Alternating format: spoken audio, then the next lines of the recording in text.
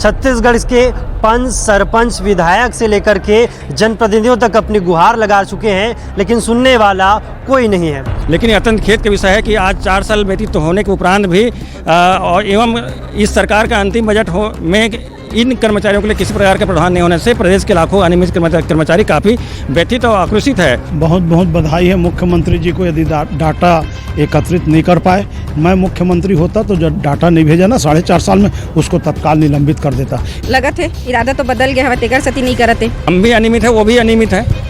यदि हम अनियमित है, उसको नियमित करता नहीं है तो उस अनियमित को हम नियमित नहीं करेंगे। आज ये दुर्भाग्य है कि 4.5 साल में सरकार को, मुख्यमंत्री को यही नहीं मालूम कि छत्तीसगढ़ में कितने अनियमित कर्मचारी हैं।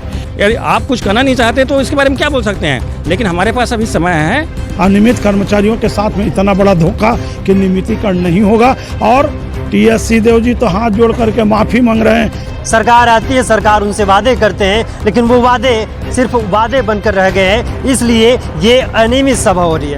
और भूपेश बघेल, टीएस सिंहदेव स्वयं अनियमित होकर के इसी धरना स्थल में जिंदाबाद और मुर्दाबाद का नारा। छत्तीसगढ़ के राजधानी रायपुर में छत्तीसगढ़ ही नहीं बल्कि पूरे देश भर में पहली बार एक ऐसी सभा हो रही है जिसकी चर्चा पूरे देश भर में है। छत्तीसगढ़ में अनियमित सभा हो रही है, और अनियमित सभा क्यों हो रही है ये भी हम आपको बताएंगे। ये भी आपको बता दें कि अनियमित कर्मचारी लगातार छत्तीसगढ़ के पंच, सरपंच, विधायक से लेकर के जनप्रतिनिधियों तक अपनी गुहार लगा चुके हैं, लेकिन सुनने वाला कोई नहीं है। सरकार आती है, सरकार उनसे वादे करते हैं, लेकिन वो वादे सिर्फ वादे बनकर रह गए हैं, इसलिए ये अनियमित सभा हो रही है। और अनियमित सभा के माध्यम से ये अनियमित कर्मचारी क्या कुछ बताना चाहते हैं, क्या कुछ सरकार से जताना चाहते हैं, ये भी हम अनियमित कर्मचारियों से बातचीत करके हम जानने की कोशिश करते हैं। हमारे साथ गोपाल साहू जी है। अनियमित सभा हो रही है, पहली बार छत्तीसगढ़ ही नहीं बल्कि देश में पहली बार ऐसी सभा हो रही है, और वो भी अनियमित सभा। जरूरत क्यों पड़ी? वर्तमान सरकार ने सत्ता में आने के पूर्व प्रदेश के लाखों अनियमित कर्मचारियों को नियमित करने का वादा किया था। अपने वादे के अनुरूप उसने अपने घोषणा पत्र के बिंदु क्रमांक 11 और 30 में उल्लेख किया कि प्रदेश के समस्त अनियमित संविदा दैनिक वेतनभोगी कर्मचारियों को नियमितीकरण किया जाएगा, किसी की छटनी नहीं की जाएगी। इसी प्रकार बिंदु क्रमांक 30 में स्पष्ट उल्लेख है आउटसोर्सिंग ठेका बंद करेंगे। लेकिन अत्यंत खेद का विषय है कि आज 4 साल व्यतीत होने के उपरांत भी और एवं इस सरकार का अंतिम बजट में इन कर्मचारियों के लिए किसी प्रकार का प्रावधान नहीं होने से प्रदेश के लाखों अनियमित कर्मचारी काफ़ी व्यथित और आक्रोशित है। और अपनी इस बात को सरकार के समक्ष मजबूती से रखने और भविष्य की रणनीति को लेकर के एक अनियमित सभा का आयोजन किया गया। और आप देख रहे होंगे आज हमारे लगभग 46 विभिन्न संगठन के हमारे पदाधिकारी उपस्थित हुए, और हमने सुबह 11 बजे से एक समग्र चर्चा पर हम चर्चा किया कि हम कैसे आगे अपने आंदोलन को गति देंगे और अपनी बातों को सरकार के समक्ष कैसे रखेंगे। अभी हमारा एक 14 तारीख को एक और संगठन का कार्यक्रम है, विधानसभा घेराव है। उसके बाद हम एक निर्णय लेंगे कि हमको आगे क्या करना है। विधानसभा घेराव भी है, कब है? ये हमारे और एक पैरेलल संगठन है, हमारे अनियमित संगठन है, उनकी एक विधानसभा घेराव है 14 तारीख को।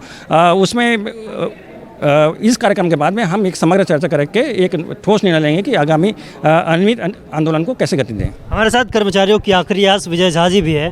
झा जी, लगातार अनियमित कर्मचारी अपनी मांगों को लेकर प्रदर्शन कर रहे हैं, सड़क से लेकर सदन तक भी लड़ाई लड़ने के लिए तैयार है। क्या वजह रही है कि जो सरकार अब तक ये कह रही है कि हम डाटा अब तक उपलब्ध नहीं करा पाए सरकार को, इसलिए उनकी जो मांग है बजट में प्रस्तुत नहीं कर पाए? बहुत बहुत बधाई है मुख्यमंत्री जी को। यदि डाटा एकत्रित नहीं कर पाए, मैं मुख्यमंत्री होता तो जब डाटा नहीं भेजा ना 4.5 साल में, उसको तत्काल निलंबित कर देता। ये मेरे अनियमित कर्मचारी नियमितीकरण के उम्मीद में जब विपक्ष में थे तो हमारे मंच में आकर के घोषणा किए थे टीएस सिंहदेव जी, भूपेश बघेल जी, कि हमारी सरकार बनेगी तो हम 10 दिन में नियमित करेंगे। ये सब ने सरकार को बम्फर मतदान करके चुनाव जिताया। आज ये दुर्भाग्य है कि 4.5 साल में सरकार को, मुख्यमंत्री को यही नहीं मालूम कि छत्तीसगढ़ में कितने अनियमित कर्मचारी हैं।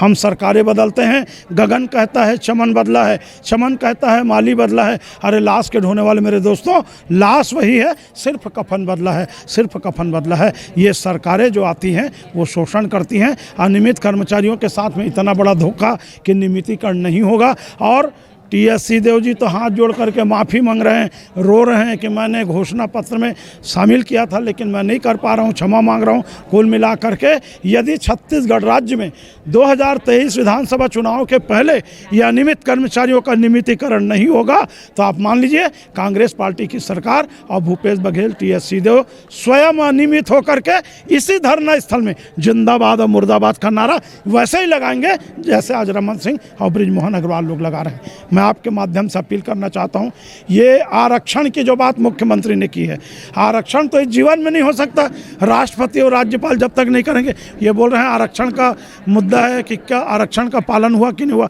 क्यों भैया, विपक्ष में थे तो नहीं मालूम था सीधी भर्ती हुई है कि फर्जी हुई है? क्यों 4.5 साल में आज याद आ रहा है कि फर्जी हुई है कि नहीं हुई है? करने वाला पंजाब का मुख्यमंत्री भगवंत मान चुनाव जीता उसी दिन घोषणा किया कि मैं अनियमित कर्मचारियों को नियमित करूंगा और 35,000 अनियमित कर्मचारियों को पहले कैबिनेट में। पंजाब में हो गए लेकिन छत्तीसगढ़ में नहीं हो पाए। क्या लगता है सरकार के इरादे बदल गए हैं? हाँ, लगत है इरादा तो बदल गया है, तेकर सती नहीं करते। क्या कहेंगे ऐसे में?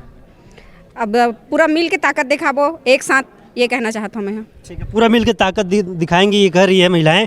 क्या लगता है सरकार के इरादे बदल गए हैं नियमित कर्मचारियों के लिए? जी बिल्कुल सही बात है। जैसे जो पहले जो लग रहा था हम सरकार के प्रति काफ़ी हम भरोसा रखे थे, लेकिन जब अभी विधानसभा बजट जो चल रही है उस बजट में हमको अभी तक वहाँ मर्ज नहीं किया है, तो हम अभी ये महसूस हो रहा है कि वो काफ़ी उनके इरादा बदल चुके हैं। तो हम भी अपने संगठन की ओर से हम भी अपने इरादा हम भी बदलने के लिए तत्पर रहेंगे। जब सरकार हमारे साथ ऐसा भेदभाव करेगी तो हम भी आगामी चुनाव में हम भी अपना ताकत दिखाएंगे। चुनाव से पहले उम्मीद है, क्योंकि सरकार ये कह रहे हैं कि हम डाटा उपलब्ध करवा रहे हैं। अब विभागों ने भी ये जारी कर दिया है कि आप लोग 10 तारीख के एक लेटर सामने आए हैं। उस लेटर में कहा गया है कि जितने भी विभाग हैं, चाहे वो अनियमित कर्मचारी संघ हो, अनियमित कर्मचारी या फिर दैनिक वेतनभोगी कर्मचारी है, उनकी अब डाटा मंगाया जा रहा है विभाग के द्वारा। लग रहा है आज से चुनाव से पहले नहीं, ये एक्चुअल में क्या है, वो विधानसभा के परिप्रेक्ष्य में डाटा मांग रहा है। ये सामान्य प्रशासन विभाग ने सामान्य तौर पर नियमितीकरण के लिए डाटा नहीं मांग रही है। जो फॉरेस्ट का कुछ डिपार्टमेंट के निकला है वो विधानसभा के परिप्रेक्ष्य में निकला है। मैं बताना चाहूँगा, सरकार हमें डाटा में उलझाना चाहती है। सरकार हमें डाटा में उलझाना चाहती है। 4 साल से आप डाटा नहीं मंगा पाए, ये बहुत अत्यंत खेद का विषय है। और यदि आपने एक नीति बनाई है, एक नियम बनाइए और उस नीति नियम के तहत जो व्यक्ति आएंगे, जो कर्मचारी आएंगे वो नियमित होंगे। यदि आप कुछ करना नहीं चाहते तो इसके बारे में क्या बोल सकते हैं। लेकिन हमारे पास अभी समय है, अप्रैल मई जून तक सब समय है। हम प्रयास करेंगे, मेहनत करेंगे, सभी संगठनों को एकत्र करके हम अपने जो आंदोलन है उसको तेज करने की कोशिश करेंगे। क्या निकला अनियमित सभा का निष्कर्ष? आज पूरी चर्चा में ये बात आई कि लगभग 40 संगठन के साथ ही हमने चर्चा किया। उनका कहना है कि जो भी आंदोलन या अनियमित आंदोलन उसको तेज किया जाए। लेकिन हमारे एक संगठन जो बड़ा संगठन है उनका 14 तारीख को विधानसभा घेराव है। उस विधानसभा घेराव में के बाद हम फिर एक बार बैठेंगे और फिर अंतिम निर्णय लेंगे। तो ये कहा जाए कि डाटा सिर्फ एक बहाना है, नियमितीकरण नहीं करना है, फिर करना है। बिल्कुल, नियमितीकरण तो करना पड़ेगा उनको, सरकार को। यदि सरकार के देखिए, हम भी अनियमित है, वो भी अनियमित है। यदि हम अनियमित है, उसको नियमित करता नहीं है, तो उस अनियमित को हम नियमित नहीं करेंगे, ये तो निश्चित रूप से है। तो ये कर्मचारी है जो ये मूड बना लिए है कि अगर उनकी मांग इस बार पूरी नहीं होती है, चुनाव से पहले पूरी नहीं होती है, तो सरकार है उसको अनियमित करने की वो प्रण ठान लिए है। अब देखने वाली बात ये रहेगी कि सरकार इनकी मांग चुनाव से पहले पूरा करते हैं या नहीं, या फिर कर्मचारी जो अनियमित कर्मचारी है वो सरकार को अनियमित करके दिखाती है। कैमरा पर्सन अंकित के साथ टिकेश वर्मा, रायपुर, छत्तीसगढ़।